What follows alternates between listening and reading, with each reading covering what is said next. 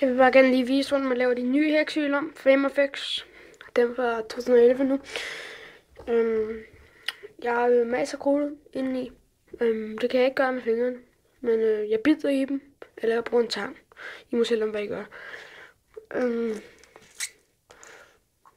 Så når jeg har gjort det.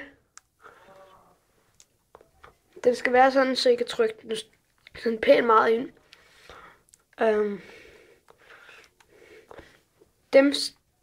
De normale med prop på, de ser meget bange.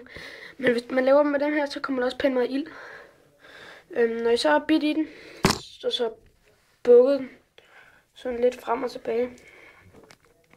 Så den er blevet blød, så vender man den på hovedet med lunden nedad.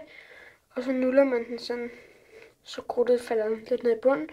Og så ryster man den lige lidt, så krudtet det bliver lidt rundt. Så tager jeg og laver den flad ud i spidsen.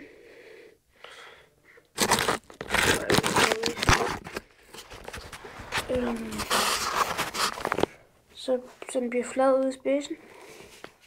Så folder jeg den. Så den kommer til at se sådan her ud. Så den er foldet der.